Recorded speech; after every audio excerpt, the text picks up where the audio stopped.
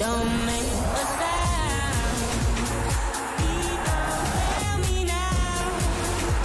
I got to stand my ground, my ground. I know I'm not the giant.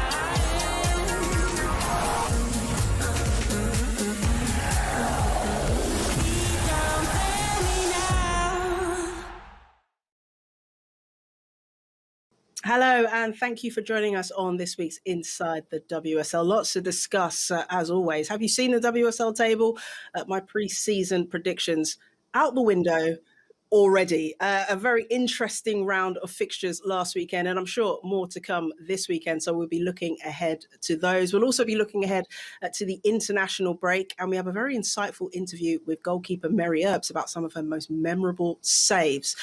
Okay, let me tell you about the guests this week. Joining us after the break will be Aston Villa manager Cara Ward about their impressive start to the season. But joining us now is a very familiar face to tell us all about her stateside adventure.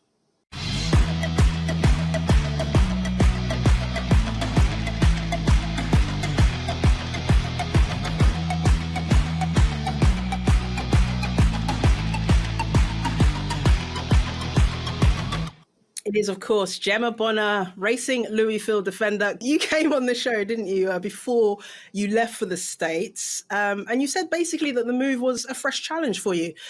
Just looking at the NWSL table, the team finished in 9th, which suggests it was a bit of a baptism of fire. But of course, it was the team's first season in the NWSL. So how did you find it, both on and off the pitch? Yeah, it was a difficult season, but I think going out there, I knew it was going to be a challenge, and that was something that I wanted for me personally and for my career. It was definitely a positive first season for the club, and I think for everyone at the team, we're such a young team, and it was valuable experience that we had in the league, and I think we put some really good performances in, and now next year it's about building on that, and we want to be competing and we want to be getting playoffs next season. And for you personally, do you feel that playing in the NWSL developed you in ways that the WSL over here didn't? Definitely. I think for me as a player, I probably realised looking back now that I was quite comfortable. The games are completely different and they're very end-to-end. And for me, in my position as a defender, you know that every single week you've got to be on your game and concentrating every moment of the game because of the quality of the players that you're playing up against. And I think for me, you know, that the forwards that you're playing up against every week, you've got a World Cup winner you're coming up against. And I think that was what I wanted to challenge myself up against. And that's something that I'm excited to. I've got a bit of experience now in the league, and next season I'm excited to go back and have more of an impact.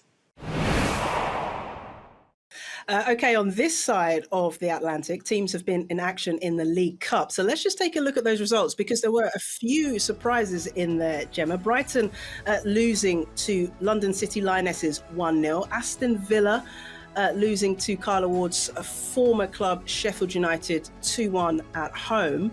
And look at that, Watford and Spurs. Tottenham scoring 11 goals past Watford. That's a painful defeat, that one. I suppose the standout standout match of this line of fixtures is the Manchester derby. And Gemma, your former club, Manchester City, losing 2-1 to United. Another loss. It's the 7th loss in 14 games this season. I don't know how much you've been keeping up with their results and what they've been up to, but what seems to have gone wrong? I mean, can you put your finger on it? Is it too easy and too simplistic to say, well, injuries? Yeah, I think, you know, it's obviously a difficult time for them, and I've obviously been keeping tabs of them, having such a kind of close connection with them. So it's not nice to see them in the position that they're in, and I think it's very unfortunate the amount of injuries that they do have, and I think they probably didn't necessarily make that as an excuse, but it has to come into play. And you can see that everyone there is low on confidence, and you know they're not necessarily getting the kind of calls going their way. I think the goal that was given against them, I think it was probably an unfortunate call at the weekend. So I think when you're not winning games and when the confidence is low, those kind of things are still going against you. But you've still got to look at the quality that they do have in the squad. They're winners, every single one of them. The amount Well, of yeah, international. exactly. So That's the thing, Gemma. That's the thing, because it's not just the results. I mean, if you look at the game against Chelsea from last weekend where they lost 4-0, it's the manner of the goals that they're conceding here. And in this match, Man City had 10 internationals in the starting 11. So yes, they have a lot of injuries, but they still have a lot of quality than many teams in the league have in their entire squad, don't they? yeah, they do, and I think, look, if you look at most of the goals that they are conceding, a lot of them are coming from set pieces, which see here again now, but also individual errors. And I think if they can eradicate those, they'll obviously be in a much better position. But I think at the moment they're inviting a lot of pressure onto themselves, and yeah, when your confidence is low, you're still trying to do things the right way. You're still trying to kind of stick to your philosophies and do what you know you can do. And I think, unfortunately for City, the areas of the pitch that they're making the mistakes in, they're getting punished, and it's making it even harder for themselves to come back and really have the influence that they need in the game. Lucy Bronze recently spoke to Sky Sports. She spoke to the Essential Football podcast, and she spoke about Gareth Taylor. And I'm just going to read a quote to you, because she said, Gareth's very process driven, which again, sometimes could be good, sometimes could be a bad thing. You've worked with him. Is he the man to turn this around? Is that even possible with the amount of injuries he's got?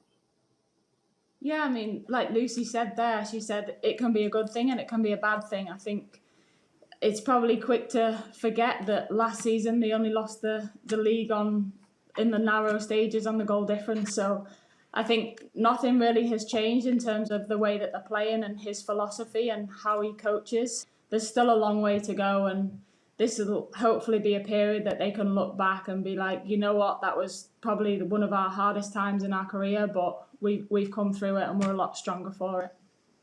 Yeah, certainly. Often in the toughest moments is where you learn the most, isn't it?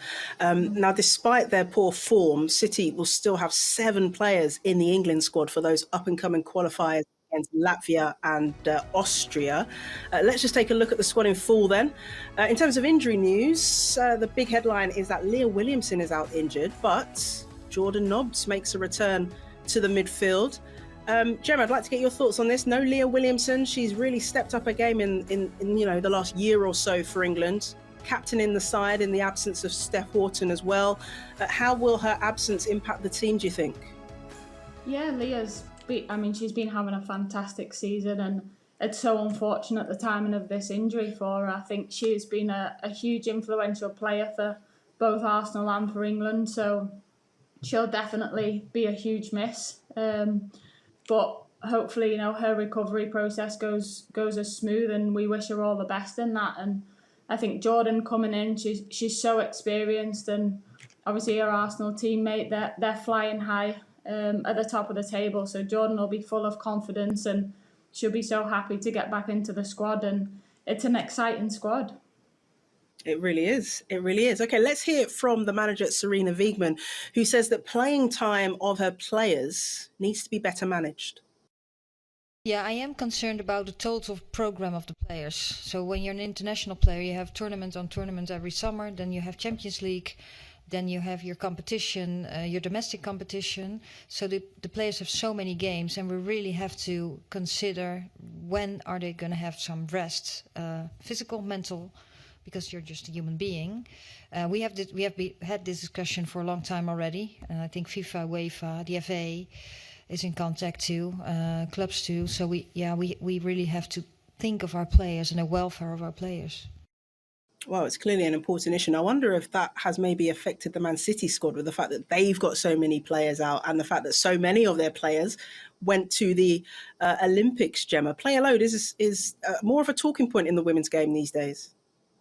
It is, and look, when you've got the best players, they're going to be playing in every single game possible. And I think it's hard from the player's point of view, and you're going to play every single game unless you're told otherwise. And it's hard for the player to kind of manage that load, and it's also hard for the coaches, probably, if they've not necessarily got the squad or the options to manage, because ultimately it's about winning, and you want to win every game, so you want your best players out there. And I think the Olympics and the COVID and everything that's gone kind of in the past 2 years is probably all coming to a head now in terms of the players are going to give everything they can, and every single day everybody's pushing to be better, and the intensity of the games is getting higher and the competitiveness. So I think it does have to be looked at.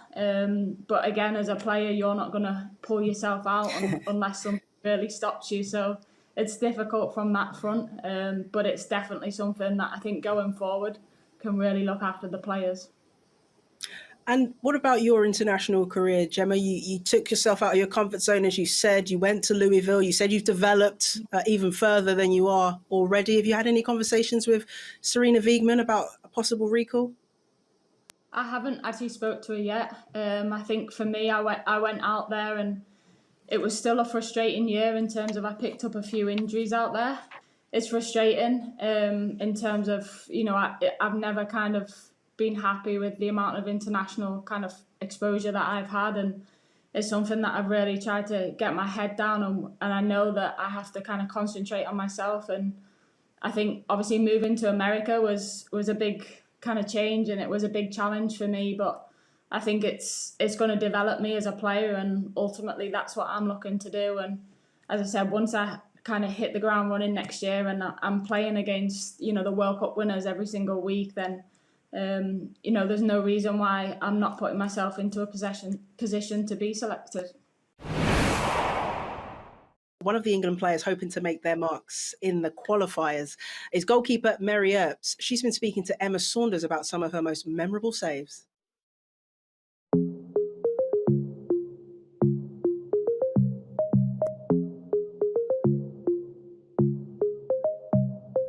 We have spoken a lot about the highs and the lows of being a goalkeeper. I think this clip encapsulates the lot, doesn't it, really? What a mad game this was. I mean, for a derby, you literally had everything, didn't you? What a stop that is. But then, to then see the ball in the back of the net, what is racing through your mind at that moment in time? The first part, when Jess Park picks up the ball, I'm thinking, is she going to strike on that, Adam? And then I'm like, oh, she is. I'm ready. I have to get ready here. I have to get set. So then I sort of adjust my position, and she catches that so nice. And I'm thinking it's going away from me. So I'm kind of just hopelessly throwing myself at it with my top hand to try and get something on it. I'm chuffed with it. Then it hits me, and then it just falls, and I turn around and I see Ellen, and I think, oh, God. What are the chances of that? I've done my absolute best, and it just kind of fell to the one person on the pitch that I wouldn't want to have fell, but Ellen's really good at that, being at the right position at the right time, and I could just see my players in front of me just go, oh. And I thought, I tried, girls, I really tried. I just felt like we were so close to stealing 3 points, a really important 3 points for us in a huge game. So no, I was definitely gutted. Okay, on to the next one. This is a double save against Viv Miedemar. Not many goalkeepers can say that, by the way. I know, she's a great player, isn't she? So looking at this, do you know, one of my favourite things about watching this back is seeing your face change from quite serious to, that was just the human emotion coming out, wasn't it? Wow, what a double save I've just pulled off. Yeah, I remember that, and I remember my goalkeeper coach telling me afterwards, like, you have to keep your emotions in check. And I was like, give me a minute, like, let me just enjoy myself. But yeah, I think obviously the ball's come across, and I've tried to go from front to back post as quickly as possible. It's a decent header from her, to be fair. And then I was just like, oh my God, get up as fast as you can, throw a leg at it, do something. And it came off me. And I think people see my borderline anger and aggression there, but it's only for the love of the game.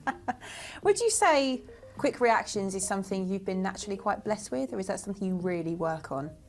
I think I work on it, but I think I would say it's probably one of my strengths. I think, don't jinx me because I've got a game at the weekend. But yeah, I think that's one of my attributes is, yeah, to try and react from close range as best I can. Same game, after all your hard work, I'm afraid to say, I think this might be the goal.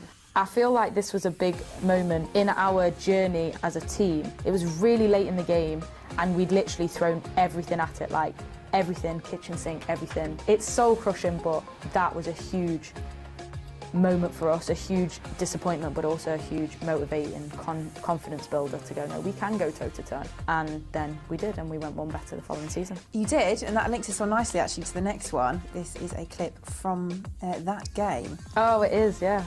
This one really makes me laugh. Me and Amy Turner always used to laugh about it because she volleys it back to me from like the 6-yard box. I'm fortunate that I managed to save it. I think I put my body in the right position in that moment, or maybe we were a bit lucky, but that was probably the moment that went against us the year before, where it came off Amy Turner and went in the goal. And this time, she's maybe sliced the clearance a little bit. That definitely wasn't the direction she was aiming for. And this time it's a different outcome. When we win the game, we take 3 points. We dug deep into the archives with this one, Mary Erps. This was back in the Donny days where like Doncaster and Liverpool were probably like quite close in terms of competition at that time. Anyway, so this ball's come through and I've seen, I think it's Anya Gorman up front, and I've just wellied it as far as I can and got an assist. And that was my first ever professional assist. But at such a young age, showing your real potential there. Oh, I don't know about that. My dad said it was just a hopeless punt, I think. I could see it. I knew what I was trying to do. Unfortunately, it came off.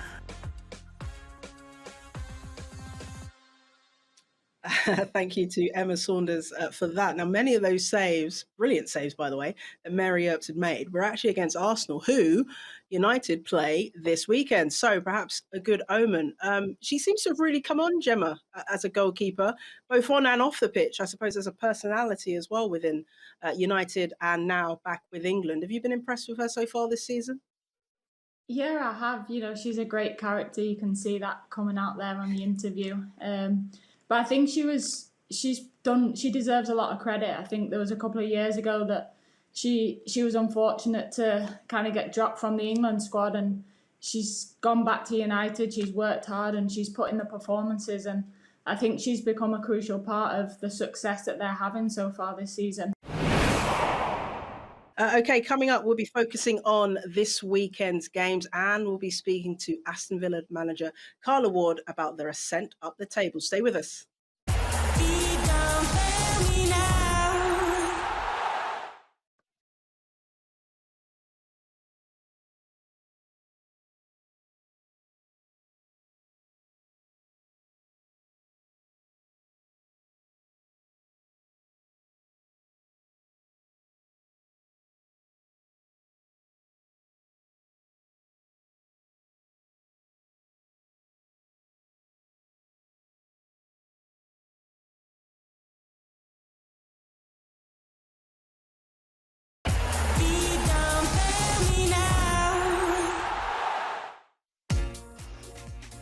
You're watching Inside the WSL. Welcome back. Now we have another massive game for you on Sky Sports this weekend, and it involves one of the season's surprise packages, Aston Villa travelling to Manchester City. Let's be joined now by their manager, Cara Ward.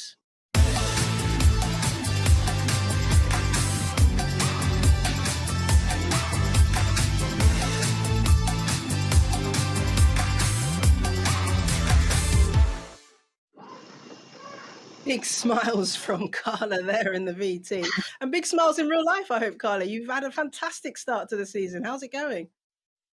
Yeah, good. I'm actually quite surprised at that VT you just showed. I look quite brown. I look like I've got a bit of a tan. I think I need to get that colour back. Either that or your winter break. makeup You need to go on holiday. Yeah, you're not wrong. No, it's been good. We've had a good start. Probably still searching for a little bit of consistency, as you would imagine, with 10 new players. But we've got to be overall fairly happy sitting on 10 points at this point in the season.